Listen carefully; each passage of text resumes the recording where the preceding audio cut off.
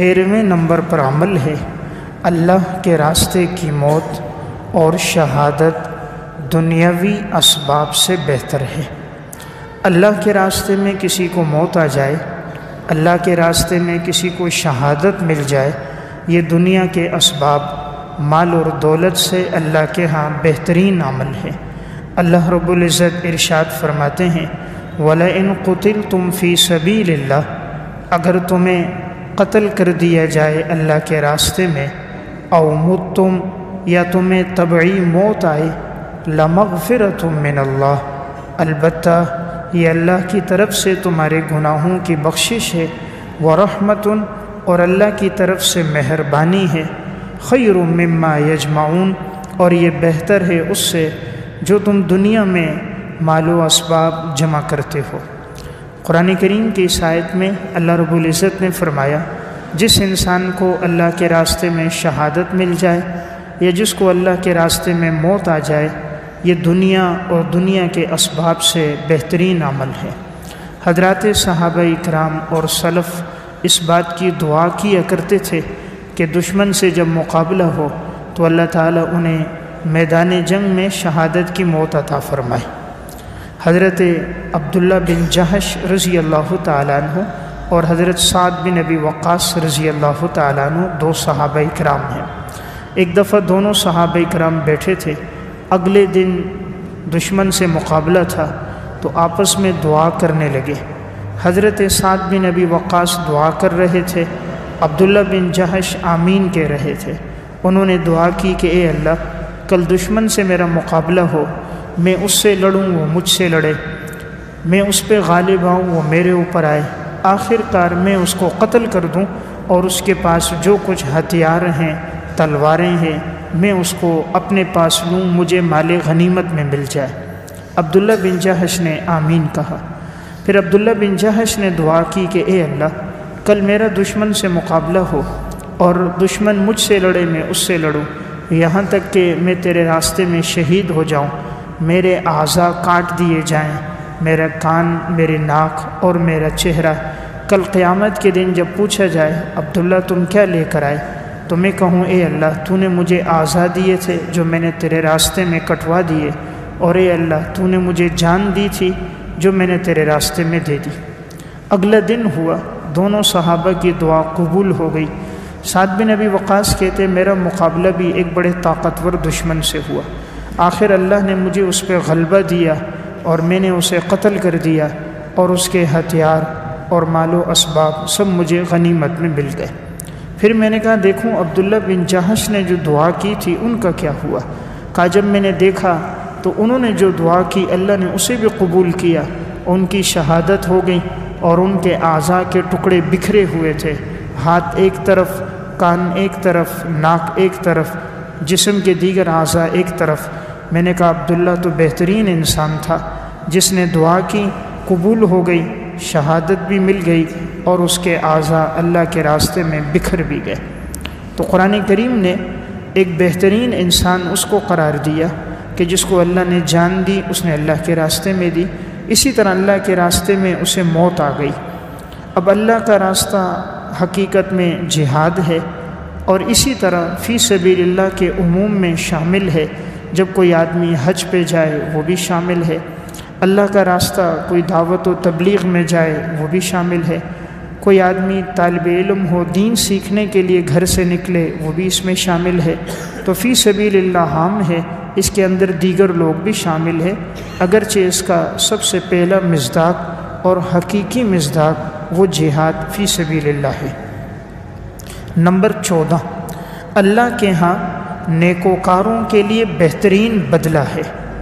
اللہ تعالیٰ نے فرمایا جو لوگ نیک اعمال کر کے آئیں گے ایسے لوگوں کو میں بہترین بدلہ قیامت کے دن عطا فرماؤں گا۔ فرمایا لا یغرنک تقلب الذین کفروا فی البلاد، تمہیں دھوکے میں نہ ڈالے وہ کافر لوگ جو شہروں میں تمہیں چلتے پھرتے نظر آ رہے ہیں۔ متاع قلیل، ان کے پاس یہ دنیا کا تھوڑا سا ساز و سامان ہے، ثم مأواہم جہنم، پھر ان کا ٹھکانہ جہنم ہوگا، وبئس المہاد، اور یہ بہت برا ٹھکانہ ہے۔ ولیکن الذین اتقوا ربہم، وہ لوگ جو اپنے رب سے ڈرتے ہوں، تقوی کی زندگی گزارتے ہوں، لہم جنات تجری من تحتها الانہار، ان کے لیے باغات ہوں گے جن کے نیچے نہریں بہہ رہی ہوں گی، خالدین فیہا نزلا من عند اللہ، ہمیشہ رہیں گے ان باغات میں، یہ اللہ کی طرف سے ان کی مہمان نوازی ہوگی، وما عند اللہ خیر للابرار، اور اللہ کے پاس جو کچھ ہے وہ نیکوکاروں کے لیے سب سے بہتر ہے۔ اللہ رب العزت نے اس آیت میں 2 جماعتوں کا تذکرہ فرمایا، نمبر 1 کفار، نمبر 2 متقی اور پرہیزگار۔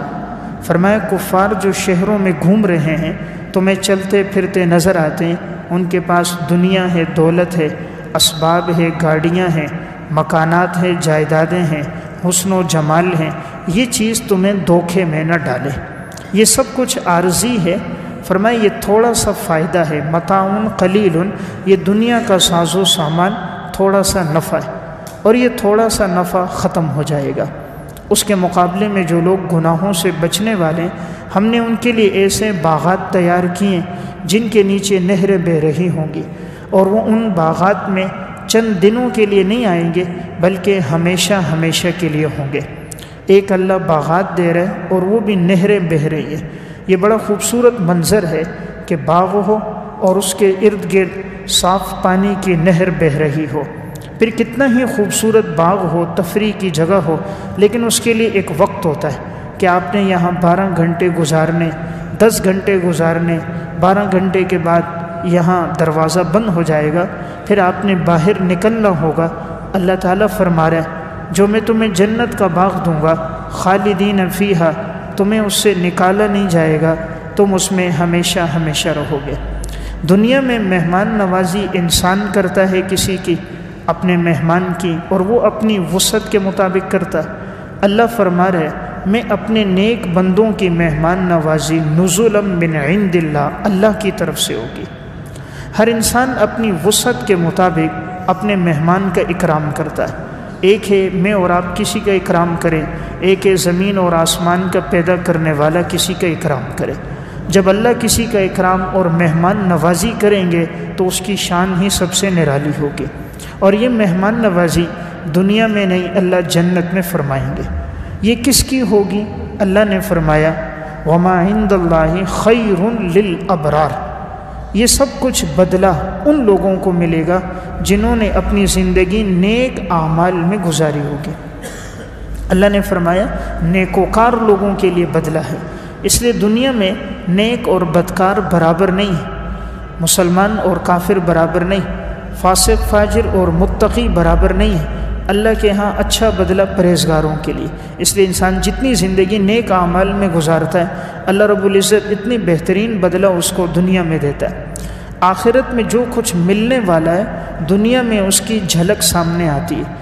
اگر آخرت کی زندگی کسی کی خوشگوار ہوگی اللہ اس کی جھلک دنیا میں دکھائے گا، دنیا کی زندگی بھی خوشگوار ہوگی۔ جس کی آخرت کے اندر سزا ہے، تکلیف ہے، پریشانیاں، بے چینیاں ہیں، تو دنیا کی زندگی میں بھی اس کا اثر نظر آتا ہے، اس کے لیے پریشانیاں، مصائب، بے چینیاں، جھگڑے دنیا میں بھی ہوتے ہیں۔ اللہ نے جس کو آخرت میں جو دکھانا ہے وہ اللہ دنیا میں دکھا رہا ہوتا ہے۔ اس لیے قرآن کریم نے ایک آیت میں فرمایا کہ نیکوکار لوگوں کو اللہ رب العزت قیامت کے دن اپنا دیدار فرمائیں گے۔ اللہ تعالیٰ کا دیدار سب سے بڑی نعمت ہوگی ایمان والوں کے لیے، اس سے بڑی نعمت کوئی نہیں ہوگی۔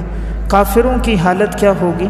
للذین احسنوا الحسنى وزیادہ، جنہوں نے نیک اعمال میں زندگی گزاری اللہ ان کو بہترین بدلہ دے گا اور اضافہ کرے گا، یعنی اپنا دیدار کروائے گا۔ ولا يرهق وجوههم قطر، ان ایمان والوں کے چہرے پر سیاہی نہیں ہوگی، ولا ذلت، ذلت چھائی ہوئی نہیں ہوگی۔ اس لیے جس کے لیے آخرت میں ذلت ہوتی ہے دنیا میں بھی اس کے اوپر ذلت چھائی ہوئی ہوتی ہے۔ آخرت میں جس کے لیے سیاہ ہونا ہے، جلنا ہے، دنیا میں بھی اس کا دل سیاہ ہوتا ہے، اس کے چہرے کی رونق ختم ہوتی ہے، لوگوں کے دلوں میں اس کی محبت باقی نہیں ہوتی۔ اولئک اصحاب الجنہ، یہی لوگ جنت والے ہوں گے، ہم فیہا خالدون، جنت میں رہیں گے ہمیشہ۔ والذین کسبوا السیئات، جو لوگ برائی میں اپنی زندگی گزاریں گے، جزاء سیئۃ بمثلھا، برائی کا بدلہ اسی کے مثل برائی ہے۔ اللہ فرما رہا ہے برائی کا بدلہ برائی ہے، نیکی کا بدلہ نیکی ہے۔ وَتَرْحَقُهُمْ ذِلَّةٌ، ایسے لوگوں کے چہروں پر سیاہی چھائی ہوئی ہوگی۔ مَا لَهُم مِّنَ اللَّهِ مِنْ عَاصِمٍ، اللہ سے بچانے والا ان کو قیامت کے دن کوئی نہیں ہوگا، کوئی ان کو اللہ کے عذاب سے بچا نہیں سکے گا۔ كَأَنَّمَا أُغْشِيَتْ وُجُوهُهُمْ قِطَعًا مِّنَ اللَّيْلِ مُظْلِمًا، ان کے چہروں پر سیاہی اتنی ہوگی جیسا کہ رات کا اندھیرا چھایا ہوا ہوتا ہے۔ اللہ تعالیٰ نے فرمایا رات کے اندھیرے کے ٹکڑے، جس طرح سیاہ رات ہو اس کا اندھیرا ہو، اس طرح اندھیرا اور سیاہی اور کالک ان کے چہروں کے اوپر ہوگی۔ اولئک اصحاب النار، یہی لوگ جہنمی ہیں، ہم فیہا خالدون، جہنم میں رہیں گے ہمیشہ۔ تو بہرحال اللہ تعالیٰ نے جن لوگوں کے لیے فرمایا بہترین انسان یہ وہ ہیں جو نیک اعمال میں زندگی گزاریں۔ وما عند اللہ خیر للابرار، اس لیے انسان کوشش کرے اپنی زندگی اچھے اعمال میں گزارے تاکہ اس کی زندگی خوشگوار ہو اور اللہ کے ہاں اس کے لیے بہترین بدلہ ہو۔ یہاں اللہ نے ایک لفظ فرمایا لیکن الذین اتقوا، وہ لوگ جو اللہ سے ڈرنے والے ہوں گے، یعنی ان کے دل میں صرف اللہ کا ڈر ہوگا۔ انسان جو گناہ سے باز آتا ہے، قانون گناہ سے نہیں روک سکتا، کوئی ضابطہ کوئی حکومت گناہ سے نہیں روک سکتی۔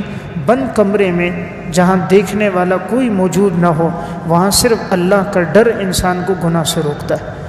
قانون تو نہیں دیکھ رہا اس کو، ماں باپ نہیں دیکھ رہے، دوست احباب نہیں دیکھ رہے، اب اللہ کا ڈر ہوتا ہے کہ اگر میں یہ گناہ کروں گا میرا رب مجھے دیکھ رہا ہے۔ اس لیے جب زندگی میں تقویٰ آتا ہے، انسان کی تنہائی اور انسان کی معاشرت دونوں زندگی ایک جیسی ہو جاتی ہے۔ نمبر 15، اللہ رسول اور اولو الامر کی اطاعت کرنا بہترین عمل ہے۔ اللہ تعالیٰ قرآن میں فرماتے ہیں یا ایھا الذین آمنوا اطیعوا اللہ واطیعوا الرسول واولی الامر منکم، اے ایمان والو تم اللہ کی اطاعت کرو، اللہ کے رسول کی اطاعت کرو، اور جو تم میں اولو الامر ہیں ان کی اطاعت کرو۔ فإن تنازعتم فی شیء، اگر کسی چیز میں تمہارا جھگڑا ہو جائے، فردوہ الی اللہ والرسول، اس کو لوٹاؤ اللہ اور رسول کی طرف۔ ان کنتم تؤمنون باللہ والیوم الآخر، اگر تم لوگ اللہ پر آخرت کے دن پر ایمان رکھتے ہو۔ ذالک خیر، یہ تمہارے لیے بہترین عمل ہے۔ وَأَحْسَنُ تَأْوِيلًا، اور اس کا انجام بڑا ہی خوبصورت ہوگا۔ اس آیت میں اللہ نے فرمایا ایمان والوں کی نشانی ہے وہ ہر وقت اللہ کی اطاعت کریں گے، اللہ کے رسول کی اطاعت کریں گے، اور جو ان میں اولو الامر لوگ ہیں وہ ان کی اطاعت کریں گے۔ تو اس سے معلوم ہوا انسان ہر موقع پر یہ دیکھے اللہ رسول کا کیا حکم ہے، اس کے مطابق زندگی گزارے تو اللہ اس کی زندگی کو پرسکون کر دیتا ہے۔ جو لوگوں کو خوش کرنے لگتا ہے وہ کبھی بھی خوش نہیں ہوتا، جو اللہ کو خوش کرتا ہے اللہ اس کو ہر موقع پر سکون دیتا ہے۔ سنن ترمذی کی روایت ہے، حضرت امیر معاویہ رضی اللہ تعالیٰ عنہ نے ام المومنین حضرت عائشہ رضی اللہ تعالیٰ عنہ کی طرف لکھا آپ مجھے کوئی نصیحت کیجیے۔ ام المومنین نے بڑی مختصر نصیحت فرمائی اور فرمایا کہ میں نے آپ صلی اللہ علیہ وسلم سے سنا ہے جو اپنے امور کو اللہ کے سپرد کرے اور اللہ کو راضی کرنا چاہے تو اللہ بھی راضی ہوتا ہے، مخلوق کے دلوں میں بھی اللہ محبت ڈال دیتا ہے، اور جو مخلوق کو راضی کرتا ہے اللہ کو ناراض کر کے مخلوق بھی راضی نہیں ہوتی، اللہ بھی اس سے راضی نہیں ہوتا۔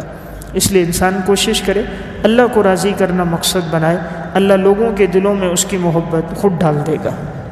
نمبر 16، پرہیزگاروں کے لیے آخرت سب سے بہتر ہے۔ پرہیزگاروں کے لیے آخرت سب سے بہتر ہے۔ اللہ رب العزت فرماتے ہیں قل متاع الدنیا قلیل، فرما دیجئے دنیا کا ساز و سامان بہت تھوڑا ہے، والآخرۃ خیر لمن اتقی، آخرت سب سے بہتر ہے ان لوگوں کے لیے جو پرہیزگار ہے، گناہوں سے بچنے والے ہیں۔ ولا تظلمون فتیلا، اور نہیں ظلم کیا جائے گا ان کے اوپر دھاگے برابر، ان کے اوپر دھاگے برابر بھی یعنی معمولی ظلم بھی نہیں کیا جائے گا۔ اس آیت میں اللہ نے فرمایا دنیا کا ساز و سامان بہت تھوڑا، یعنی دنیا جتنی مل جائے نمبر 17واں بہترین انسان کون ہے؟ فرمایا جو صلح کرنے والا ہے، اور صلح تو سب سے بہتر عمل ہے۔ اللہ تعالیٰ نے فرمایا وَإِنِ امْرَأَةٌ خَافَتْ مِنْ بَعْلِهَا نُشُوزًا، اگر عورت کو اندیشہ ہو اپنے شوہر کی طرف سے نافرمانی کا، او اعراضاً یا شوہر کی بے رخی کا، فلا جناح علیہما ان یصلح بینہما صلحا، کوئی حرج نہیں ہے میاں بیوی کے لیے کہ وہ آپس میں صلح کر دیں۔ والصلح خیر، اور صلح سب سے بہترین عمل ہے۔ اللہ فرما رہے ہیں جھگڑا بہترین عمل نہیں، صلح کرنا سب سے بہترین عمل ہے۔ وَأُحْضِرَتِ الْأَنفُسُ الشُّحَّ، اور رکھ دیا گیا ہے انسان کے نفسوں میں بخل۔ وَإِن تُحْسِنُوا وَتَتَّقُوا، اگر تم نیک اعمال میں زندگی گزارو گے، اپنے آپ کو گناہوں سے بچاؤ گے، فَإِنَّ اللَّهَ كَانَ بِمَا تَعْمَلُونَ خَبِيرًا، یقیناً تم جو بھی عمل کرتے ہو اللہ باخبر ہے، ہر عمل کا اللہ تمہیں بدلہ دے گا۔ تو گویا قرآن کریم میں 17ویں نمبر پر سب سے بہترین عمل قرآن نے صلح کو قرار دیا کہ صلح سب سے اچھا عمل ہے۔ یعنی میاں بیوی کے درمیان جھگڑا ہو رہا ہے، بیوی سمجھتی ہے شوہر کی نافرمانی ہے اور شوہر کی میری طرف سے بے رخی ہے، قرآن نے درس یہ دیا تم آپس میں صلح کرو، جھگڑے سے اجتناب کرو، اپنے گھر کو مت اجاڑو، جانبین سے کوئی آدمی متعین ہو جائے، ایک عورت کے گھر والوں کی طرف سے ایک شوہر کے گھر والوں کی طرف سے جرگہ بیٹھ جائے، سالس بیٹھ جائیں، دونوں کو سمجھائیں اور صلح کر لیں، یہ بہتر عمل ہے۔ تو ہم لوگ سمجھتے ہیں جھگڑا کرنا کمال ہے، جھگڑا کرنا شیطان کا کام ہے، صلح کرنا اللہ کے نیک بندوں کا کام ہے۔ سب سے زیادہ شیطان کس چیز پہ خوش ہوتا ہے؟ جب میاں بیوی کا جھگڑا ہو جائے اور طلاق کی نوبت آ جائے۔ حدیث میں آتا ہے شیطان ہر دن سمندر پہ اپنا تخت لگاتا ہے، پھر یہ تخت پہ بیٹھتا ہے اور اس کے چھوٹے چھوٹے جو کارندے ہیں شیطان کے، تو وہ آ کر اس کو پورے دن کی خبریں بتاتے ہیں۔ تو کوئی آ کر کہتا ہے میں نے فلاں کو نماز سے روکا، اس کی بات سنتا ہے، کہتا ہے ٹھیک ہے۔ کوئی کہتا ہے جی فلاں کو زکوٰۃ سے روکا، فلاں کو جہاد سے روکا، حج سے روکا، ہر ایک کی بات سنتا رہتا ہے، اس کو بٹھاتا رہتا ہے۔ لیکن جب کوئی کہتا ہے میں نے میاں بیوی میں جھگڑا کروا دیا اور نوبت یہاں تک پہنچی کہ شوہر نے بیوی کو طلاق دے دی، دونوں آپس میں جدا جدا ہو گئے، تو یہ ابلیس اپنے تخت سے نیچے اتر کر اس کو اپنے گلے لگاتا ہے، اپنے سینے سے لگاتا ہے کہ اصل کام تو نے کیا ہے۔ یعنی اس پر اس کو اتنی خوشی نہیں ہے کہ کسی کو عبادت سے روک دے، اس کو خوشی زیادہ ہوتی ہے گھر اجڑ جائے، دو خاندانوں میں جھگڑا ہو جائے اور نئی نسل جو بچوں کی ہے ان کی اچھی تربیت نہ ہو سکے اور ناچاکی آگے بڑھتی جائے۔ ابلیس اس پہ زیادہ خوش ہوتا ہے، اس لیے قرآن کہہ رہا ہے وَالصُّلْحُ خَيْرٌ، صلح بہترین عمل ہے۔ اس لیے انسان جو کام بعد میں کرنا ہے وہ پہلے کر لے۔ لوگ پہلے جھگڑا کر لیتے ہیں، بات پہنچ جاتی ہے پولیس والوں کے پاس، وہاں سے بات چلی جاتی ہے عدالتوں میں، چکر کاٹتے ہیں، دولت بھی لگائی، پیسہ بھی لگایا، وقت بھی لگایا، پھر آخر میں کرتے وہی صلح۔ تو جو کام آخر میں کرنا تھا اگر وہ پہلے ہی کر لیتے، نہ وقت ضائع ہوتا، نہ دولت ضائع ہوتی، نہ قیمتی ساز و سامان لگتا۔ تو عقل مند انسان ہے صلح کرے۔ اس لیے حدیث میں اس آدمی کو جو صلح کرائے اور جھوٹ بھی بولے، حدیث میں کہا گیا وہ شخص جھوٹا نہیں ہے۔ اگر کوئی صلح کرانے کے لیے جھوٹ بولنے کی ضرورت پیش آتی ہے اس کی بھی گنجائش ہے، اگرچہ بہتر ہے انسان توریہ استعمال کرے، لیکن اگر اس نے جھوٹ بول دیا تو حدیث میں آتا ہے لیس الکذاب الذی یصلح بین الناس ویقول خیرا وینمی خیرا، وہ شخص جھوٹا نہیں ہے جو دو آدمیوں کے درمیان صلح کروائے، ایک کی طرف ایک بات کی نسبت کرے، دوسری کی طرف دوسری بات کی نسبت کرے، تاکہ آپس میں ان کا گھر بن جائے، جھگڑا ختم ہو جائے۔ آپ نے فرمایا یہ انسان جھوٹا انسان نہیں۔ اس سے اندازہ کیا جا سکتا ہے کہ جھوٹ کتنا بڑا گناہ ہے، لیکن حدیث نے صلح کے لیے جھوٹ بولنے کی بھی گنجائش دی ہے۔ حدیث میں آتا ہے نبی اکرم صلی اللہ علیہ وسلم نے ارشاد فرمایا الا اخبرکم بافضل من درجۃ الصیام والصلاۃ والصدقہ، کیا میں تمہیں ایسے عمل کا نہ بتاؤں جو تمہارے لیے نفلی زکوٰۃ سے، نفلی روزے سے، نفلی نماز سے بہترین عمل ہے۔ صحابہ اکرام نے فرمایا قالوا بلا یا رسول اللہ، ضرور بتائیے۔ آپ نے فرمایا اصلاح ذات البین، دو مسلمانوں میں صلح کروانا بہترین عمل ہے۔ وفساد ذات البین الحالقہ، دو کے درمیان جھگڑا کروانا یہ دین کو مونڈ دیتا ہے۔ جس طرح استرے سے بال ختم ہو جاتے ہیں، جھگڑے سے دین ختم ہو جاتا ہے۔ تو دیکھیں آپ نے صلح کرانے کو نماز سے، زکوٰۃ سے، نفلی روزے سے بہترین عمل قرار دیا۔ آپ صلی اللہ علیہ وسلم سے صحت کی حالت میں کبھی بھی جماعت نہیں رہتی تھی، نہ جماعت میں کبھی تاخیر ہوتی تھی، لیکن پوری زندگی میں ایک واقعہ حالت صحت کا ایسا ملتا ہے، آپ علیہ السلام کو پتہ چلا، صحیح بخاری کی روایت ہے، فلاں قبیلے والوں میں جھگڑا ہوا تو آپ صلی اللہ علیہ وسلم صلح کروانے کے لیے وہاں تشریف لے گئے۔ صلح کراتے رہے، آپ کو تاخیر ہو گئی، نماز کا وقت ہو گیا۔ حضرت بلال نے حضرت ابو بکر صدیق رضی اللہ تعالیٰ عنہ سے فرمایا آپ نماز پڑھائیے۔ صدیق اکبر مصلی پر آئے، نماز شروع کر دی، اتنے میں آپ صلی اللہ علیہ وسلم تشریف لے آئے۔ تو پھر آپ صلی اللہ علیہ وسلم آگے تک آئے، حضرت صدیق اکبر نے دیکھا نماز میں پیچھے ہو گئے، آپ صلی اللہ علیہ وسلم آگے بڑھ گئے۔ واقعہ سنانے کا مقصد کہ صلح کی اہمیت کتنی ہے کہ آپ صلی اللہ علیہ وسلم اس کی خاطر حضور چلے گئے، حالانکہ نماز کا وقت قریب تھا، آپ کا مقصد تھا پہلے صلح ہو جائے پھر میں نماز میں پہنچ جاؤں گا۔ اس سے صلح کی اہمیت معلوم ہوتی ہے۔ تو میں عرض کر رہا ہوں قرآن کریم نے 17ویں نمبر پر بہترین عمل کس کو قرار دیا؟ وَالصُّلْحُ خَيْرٌ، صلح کرنا بہترین ہے۔ اس لیے کہیں بھی اگر جھگڑا ہو جائے انسان کو کوشش کرنی چاہیے جانبین میں صلح کروائے۔ وہ شخص بڑا گویا کہ بے وقوف اور کم عقل ہے جو دو گھرانوں میں جھگڑا کرواتا ہے اور جھگڑے کے ذریعے سے آپس میں ناچاکیاں لاتے ہیں۔ بہترین انسان وہ ہے جو جانبین میں جا کر صلح کی بات کرے۔ نمبر 18، رسالت پر ایمان لانا۔ 18واں بہترین عمل ہے رسالت پر ایمان لانا، یعنی آپ صلی اللہ علیہ وسلم کے پیغمبر ہونے پر ایمان لانا۔ اللہ تعالیٰ قرآن میں فرماتے ہیں یا ایھا الناس قد جاءکم الرسول بالحق من ربکم، اے ایمان والو یقیناً تمہارے پاس رسول آیا ہے اللہ کی جانب سے حق کو لے کر۔ حق یعنی قرآن کریم اور دین اسلام اور شریعت کی تعلیمات کو لے کر پیغمبر آیا۔ فآمنوا خیر لکم، تم ایمان لا کے آؤ، یہ تمہارے لیے بہترین عمل ہے۔ تو اس آیت میں بہترین عمل کس کو قرار دیا؟ ایمان لے کر آؤ، پیغمبر پر ایمان لانا بہترین عمل ہے۔ وَإِن تَكْفُرُوا، اور اگر تم کفر کرو گے فَإِنَّ لِلَّهِ مَا فِي السَّمَاوَاتِ وَالْأَرْضِ وَكَانَ اللَّهُ عَلِيمًا حَكِيمًا، یقیناً بادشاہت اللہ کے لیے آسمانوں اور زمینوں میں، اور اللہ تعالیٰ ہر بات کا خوب جاننے والا اور خوب حکمتوں والا ہے۔ اس آیت میں سب سے بہترین عمل کس کو قرار دیا؟ حضور کی رسالت پر ایمان لانا، آپ جو احکامات لے کر آئے ان پر ایمان لانا بہترین عمل ہے۔ نمبر 19، دین میں غلو سے باز آنا۔ دین میں غلو سے باز آنا، غلو کا مطلب ہوتا ہے حد سے تجاوز کرنا، حد سے آگے نہ بڑھنا، بات کو آگے تک نہ لے جانا۔ شریعت نے افراط تفرید سے منع کیا ہے۔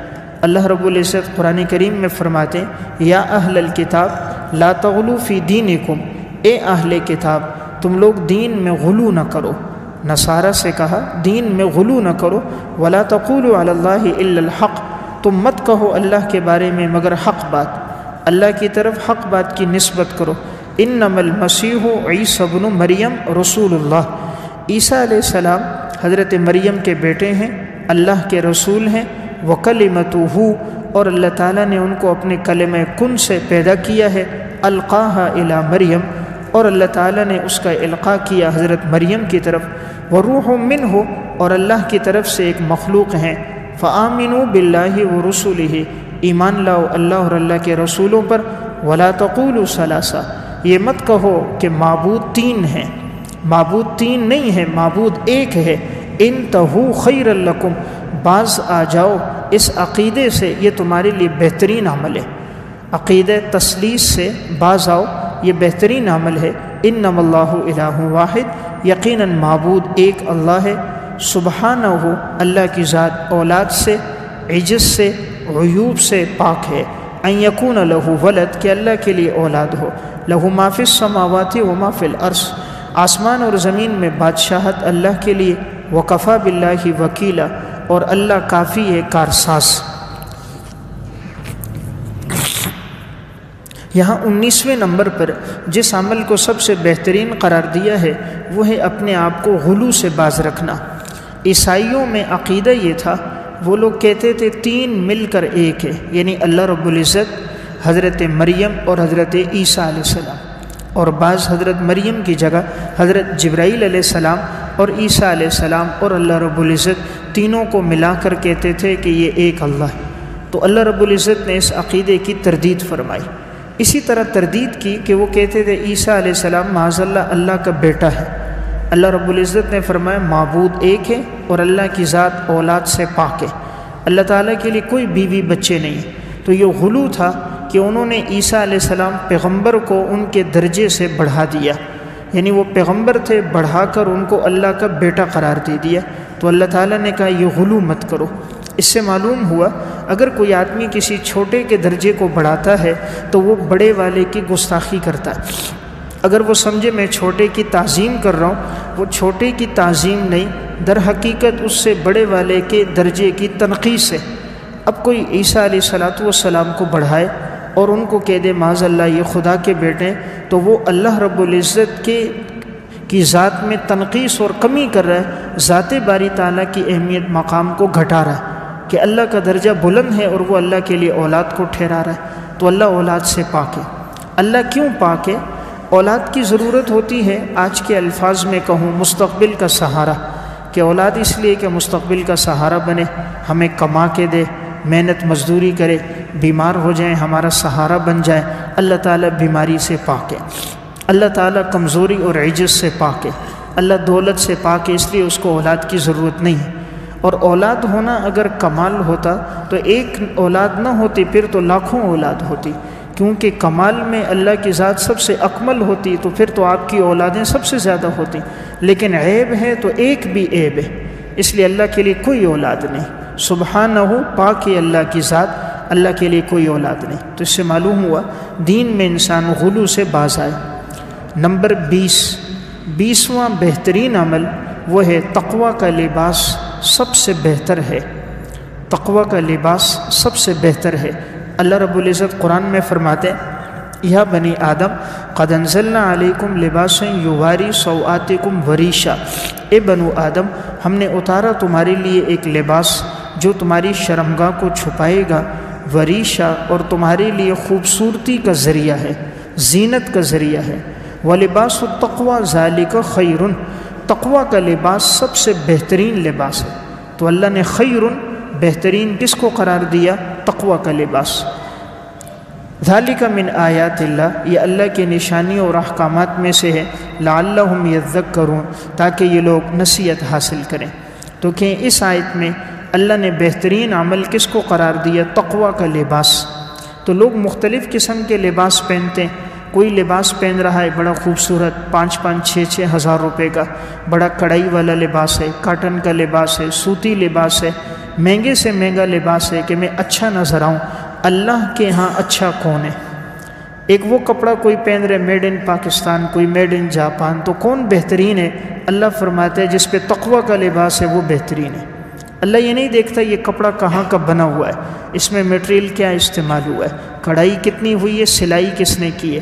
اللہ تعالیٰ انسان کے دل کو دیکھتا ہے، ظاہر کو نہیں دیکھتا، باطن کو دیکھتا ہے۔ انسان کی نظر ظاہر پہ، ہر آدمی دوسرے کو جانچتا ہے ظاہر کو دیکھ کر، دوسرے کی حیثیت کا اندازہ اس کی گاڑی سے، مکان سے، اس کی وضاقتہ سے لگاتا ہے۔ اللہ کے یہاں ان چیزوں کی اہمیت نہیں، رب العالمین کی نگاہ انسان کے قلب پر ہے، انسان کے دل پر ہے۔ اس لیے یہ ایک بہترین بات ہے، وَلِبَاسُ التَّقْوَى ذَلِكَ خَيْرٌ، تقوی کا لباس سب سے بہتر لباس ہے۔ یہاں شریعت نے لباس کے بارے میں 2 چیزیں بیان فرمائی۔ پہلی بات بیان فرمائی کہ لباس کا مقصد ہے کہ یواری سوآتکم، شرمگاہ کو چھپائے۔ اگر لباس ایسا ہے کہ اس سے شرمگاہ نہیں چھپ رہی، شرمگاہ اور ظاہر ہو رہی ہے، وہ لباس نہیں ہے۔ جیسے آج کل بعض لوگ جینس کی پینٹ پہنتے ہیں، وہ پینٹ بڑی سخت ہوتی ہے، جسم کی ساخت نظر آتی ہے، جسم کے اعضاء نظر آتے ہیں، آگے جانے والا پیچھے سے اس کے جسم کی حیت معلوم ہو رہی، تو ایسا تنگ لباس جس سے جسم کی حیت اعضاء کا پتہ چلے وہ لباس نہیں ہے۔ قرآن نے کہا لباس وہ ہے جو شرمگاہ کو چھپائے گا۔ نمبر 2، لباس وہ ہے وریشہ جو خوبصورتی کا ذریعہ ہوگا۔ اگر وہ لباس ایسا ہے جو انتہائی باریک ہے، جسم کی وضاقتہ اس پہ نظر آ رہی ہے، جس میں غیروں کی مشابہت ہے، حسن و جمال نہیں ہے، تو وہ لباس نہیں ہے۔ معلوم ہوا لباس میں زینت ہے۔ تو جو لوگ کہتے ہیں لباس کو اتارو، بے حیائی کی طرف لا رہے ہیں، وہ انسان کی زینت کو ختم کر رہے ہیں۔ انسان کی زینت مکمل لباس میں ہے، اور اللہ کی جب ناراضگی ہوتی ہے لباس اتر جاتا ہے۔ زمانہ جاہلیت میں مشرکین کہتے تھے جو بیت اللہ کا طواف کرے برہنہ کرے، کپڑے اتار کے ننگے ہو کر مرد عورتیں طواف کرتی تھیں، اور اس لیے کہ وہ کہتے ہیں ان کپڑوں میں گناہ کیے ہیں لہٰذا ننگے ہو کر کرو، تو برہنہ وہ لوگ طواف کرتے تھے۔ اتنی بے حیائی تھی۔ تو جتنا کپڑا اتر رہا ہے، لباس اتر رہا ہے، انسان ترقی نہیں کر رہا، جاہلیت کی طرف جا رہا ہے۔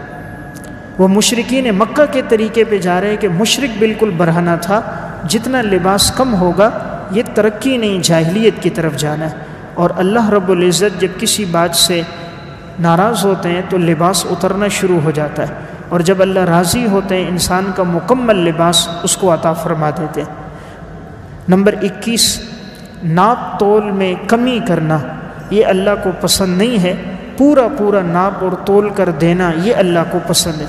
تو گویا 21ویں نمبر پر عمل ہے ناپ تول پورا پورا کرنا۔ قرآن کریم میں اللہ فرماتے ہیں وَإِلَىٰ مَدْيَنَ أَخَاهُمْ شُعَيْبًا، ہم نے مدین کی طرف ان کے بھائی شعیب علیہ السلام کو بھیجا۔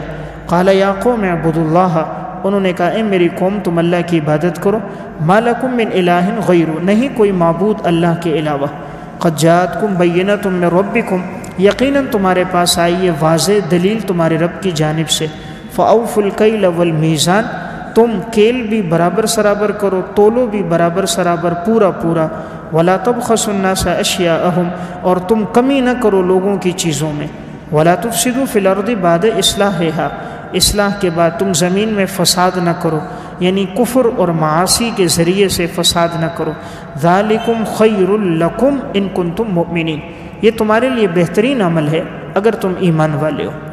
اللہ تعالیٰ نے یہاں خیر لکم بہترین عمل اس کو قرار دیا جب انسان کوئی چیز دے ناپ کر تب بھی پوری پوری دے، تول کر دے تب بھی پوری پوری دے، یعنی ناپ تول میں کمی نہ کرے۔ اللہ تعالیٰ فرما رہے بہترین انسان وہ ہے جو ناپ تول پورا پورا رکھے۔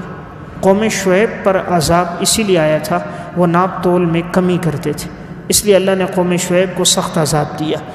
ناپ تول کا تعلق حقوق العباد سے ہے، اور حقوق العباد میں گرفت اللہ کی سخت ہوتی ہے۔ بسا اوقات انسان دنیا میں بھی عذاب میں مبتلا ہو جاتا ہے۔ امام بیہقی رحمۃ اللہ علیہ نے شعب الایمان میں ایک واقعہ لکھا۔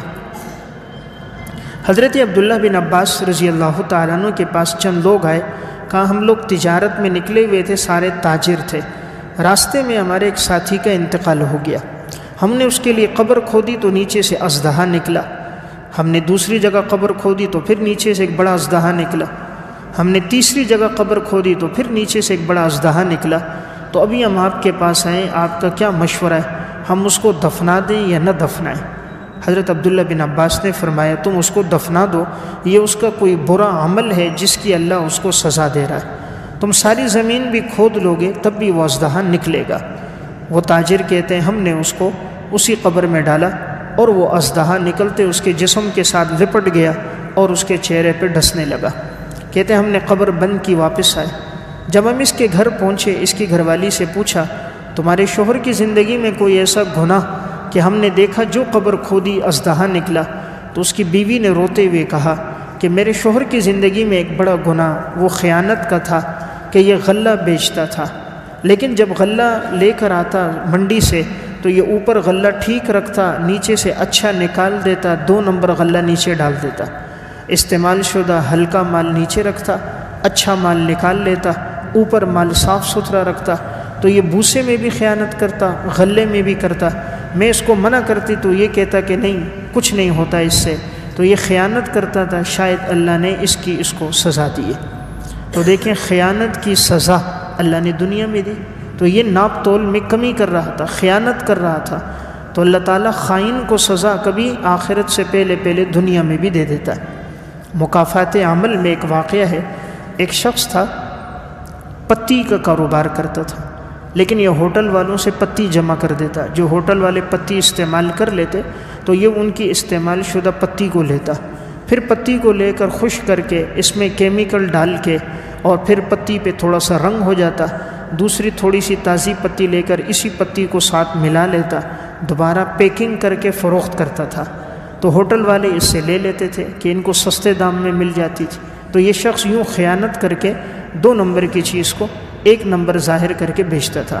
اس کا ایک ہی بیٹا تھا، اس نے اس طرح خیانت کر کے بڑی دولت جمع کر دی، بہت پیسہ جمع کر دیا۔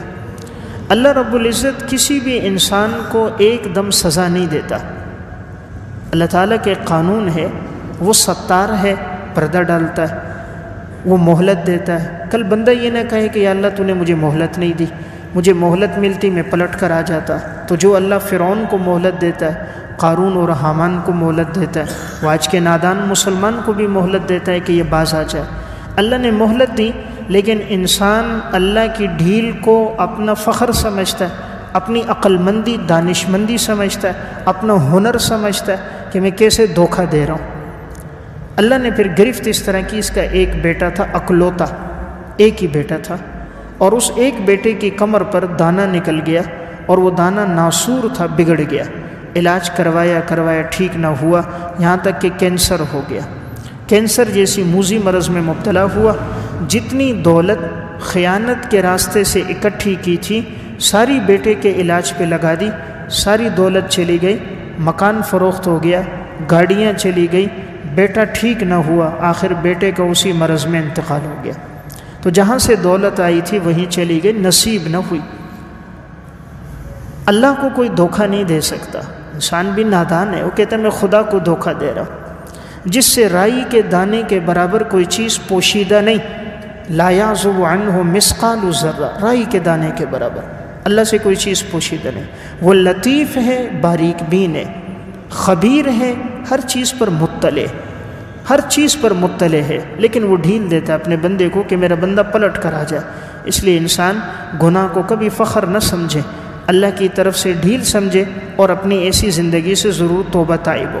تو اس آیت میں اللہ نے بہترین انسان اس کو قرار دیا ہے جو خیانت سے بچتا ہے، ناپ تول حقوق العباد کی پوری ادائیگی کرتا ہے۔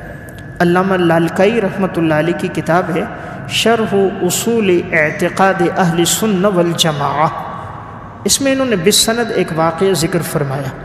چند لوگ حج کے لیے جا رہے تھے، ان کے ساتھ بھی اسی طرح ایک تاجر تھا، وہ بھی حج کے لیے نکلا۔ ان دور میں سفر اونٹوں پر گھوڑوں پہ ہوتا تھا۔ درمیانے سفر میں اس شخص کا انتقال ہو گیا۔ اب انہوں نے دیکھا دائیں بائیں کوئی ان کو مل جائے تاکہ اس سے گینتی، کودال، بیلچہ لے کر اس کی قبر کھودے۔ تو ان کو ایک جھونپڑی نظر آئی، جھونپڑی میں گئے، اس خاتون سے کہا ہمیں کوئی گینتی بیلچہ دے دو، ساتھی کا انتقال ہوا ہے، ہم اس کی تدفین کر دیں۔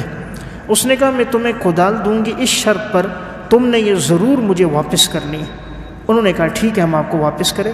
کودال بھی لے لی، بیلچہ گینتی لی، چلے گئے، قبر کھودی اور اپنے اس ساتھی کی تدفین کر دی۔ لیکن اچانک 3 ساتھی تھے بھول گئے اور کودال قبر کے اندر رہ گئی، کسی کو یاد نہ رہا۔ جب قبر اوپر سے بند کر دی، دعا کی تو پھر یاد آیا اوہ کودال تو اندر رہ گئی، اور ہم نے تو اس اماں سے وعدہ کیا تھا کہ ہم آپ کو واپس لا کر دیں گے۔ اب انہوں نے قبر ایک جانب سے کھودی تو کیا دیکھا، وہ جو کودال ہے اس میں اس کے دونوں ہاتھ بھی بندھے، گردن بھی بندھی ہوئی ہے، اور وہ آگ میں وہ جل رہا ہے اور سخت تکلیف میں۔ قبر تھوڑی سی کھولی تھی، انہوں نے دوبارہ بند کی کہ عذاب قبر میں مبتلا ہے، کہیں اس کی لپیٹ میں ہم نہ آ جائیں۔ قبر بند کی، خاتون کے پاس آئے، اس کو کودال کی قیمت اپنی طرف سے دے دی، کہا بھئی اس طرح وہ عذاب میں مبتلا ہے، جو قیمت بنتی ہے لے لو، دے دی۔ جب یہ لوگ حج کر کے واپس آئے، اس خاتون کے ہاں گئے، کہا تیرے شوہر کا انتقال ہو گیا تھا، جیسے ہم نے تدفین کی کودال اندر رہ گئی اور وہ اس کے ہاتھوں کے ساتھ گردن کے ساتھ بندھی ہوئی اور وہ عذاب میں مبتلا تھا۔ آخر ایسا کون سا گناہ ہو سکتا ہے؟ یہ تو نیک سفر میں جا رہا تھا، حج کا سفر تھا، پاکیزہ سفر تھا۔ خاتون نے کہا بات یہ ہے کہ یہ گزشتہ سفر میں جب گیا تھا شام تجارت میں، تو یہ جس کے ساتھ گیا تھا اس نے اس کو راستے میں قتل کر دیا تھا، اپنے ساتھی کو قتل کر کے اس کا وہ سارا مال اس نے قبضہ کیا تھا، اور اس نے ظاہر یہ کیا تھا کہ اس کا انتقال ہوا ہے۔ اس کا انتقال ہو گیا اور مجھے نہیں پتہ کہاں انتقال ہوا، تو اس نے اس کے مال پہ قبضہ کر کے اسی کے مال سے حج پہ جا رہا تھا، قتل کر کے اس کے مال کو لے کر حج پہ جا رہا تھا۔ انسان بھی نادان ہے نا، کہتا اللہ غفور الرحیم ہے، غفور الرحیم ہے لیکن جبار بھی ہے، قہار بھی ہے، وَأُمْلِي لَهُمْ إِنَّ كَيْدِي مَتِينٌ بھی ہے، إِنَّ بَطْشَ رَبِّكَ لَشَدِيدٌ بھی ہے۔ اللہ کے ہاں تو انصاف ہے، اللہ کسی پہ ظلم نہیں کرتا، اللہ تو سب کا رب ہے نا، مالدار کا بھی رب ہے، غریب کا بھی رب ہے، عادل کا بھی رب ہے، ظالم کا بھی رب ہے، بادشاہ کا بھی رب ہے، فقیر کا بھی رب ہے۔ تو اللہ نے فیصلہ یہ کیا، پھر اس کو دنیا میں سزا دے دی اور اس کا گناہ ظاہر ہو گیا۔ تو میں عرض کر رہا تھا خیانت کی سزا مل گئی۔ تو بہترین انسان وہ ہے جو ناپ تول میں کمی نہ کرے، حقوق العباد کی ادائیگی اچھے طریقے سے کرے۔